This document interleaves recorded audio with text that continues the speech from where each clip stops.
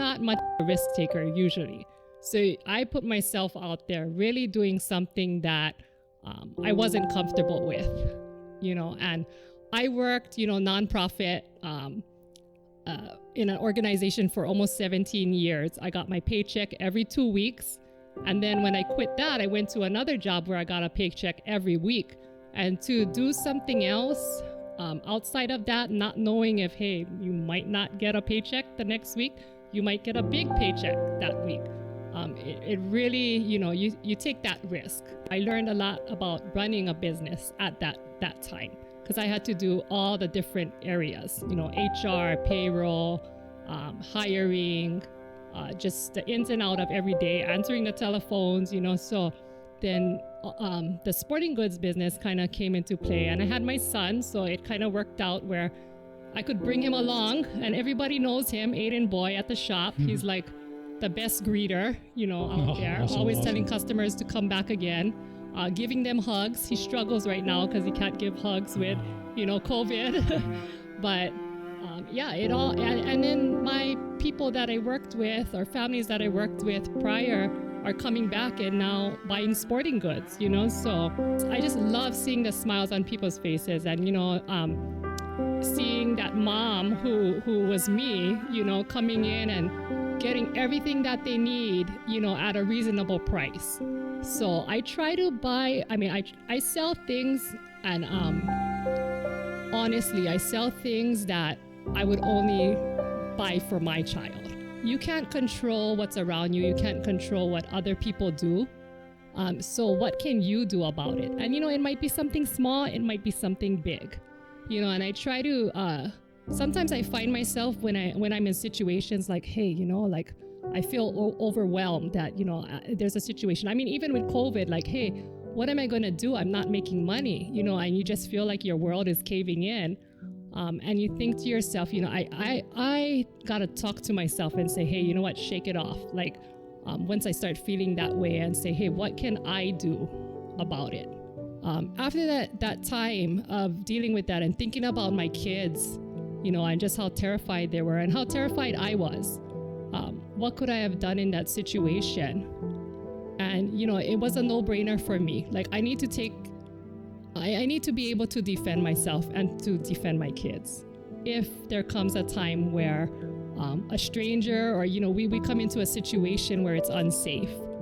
And I can tell you, during those months, I had lived where if I hear a little, I hear somebody walking outside or I hear, a little noise, I'd be up in the middle of the night. And I'd be, shaking. Just knowing that whatever life throws at you, that the sun will come up tomorrow, and that there are better days ahead. And I think it's so important. Like I try to teach my kids too. I haven't always made the best decisions as a parent, and sometimes I feel bad, like as a parent. And being a single parent, you kind of take that weight on double. Like anytime something goes wrong, you kind of, you take it on double because it's only you. What you're doing in your life, even though you guys go through, bad situations, because I felt like I wasn't being a good example, being in an abusive relationship and my kids seeing things. But he reminded me that them seeing me bounce back and being able to carry on with, your daily responsibilities, it is being a good example. Because in life, I'm not always going to be there for my kids. And being able to know that whatever brings them down, and, sometimes it's out of your control, that they'll be able to bounce back from that. I said, hey, how am I going to buy milk for my son the next day? He drinks like half a gallon a day. And I said, okay, you know what? Today I'm going to sit here and I'm just going to, just think about it, and be depressed if I need to. But tomorrow, what am I going to do? And I took those steps, whether it be applying for assistance, applying for grants, thinking of changing up what I'm advertising at my sporting goods shop.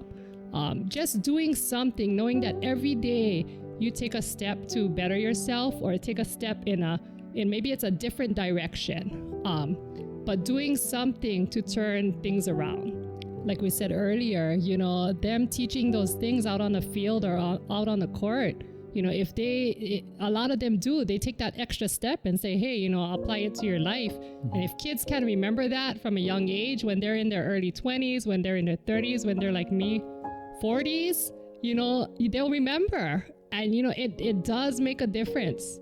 I see them trying to hustle down to the shop to buy things out of their own pocket for, these kids that aren't necessarily their own, biological kids, but they take on this responsibility of not only teaching kids the sport, but it's so much more. They teach them teamwork. They teach them to be resilient, they have a big job out there as coaches, and people should really appreciate them out there. My daughter is one of them, and she amazes me. I see her just take leadership out on the basketball court. She's vicious. She's just aggressive, and she's like rallying up her team. And I'm like, hey, that's my daughter. I taught her everything she knows, but in the classroom, she's a little more timid. And I just look at her and I hope that, she can take that attitude, that positive attitude that she has out there on the court or on the field, and apply it in life. Whatever sport that family is into, or that player is into, that kid is into, that's important to them. And whatever it might be, they're staying active, they're staying fit, they're staying healthy. So I've gained that respect for all the sports. I think more respect than I've had before. Yeah. If you haven't yet, checked out our channel on YouTube, and I have a new website, hawaiirealpodcast.com. Again, that's hawaiirealpodcast.com. That's where you can go to check out all the short clip videos that I post, and you can also listen in to the audio versions of the podcast directly from the website. You can also catch these podcasts on Spotify, iTunes, iHeartRadio, and Google Podcasts.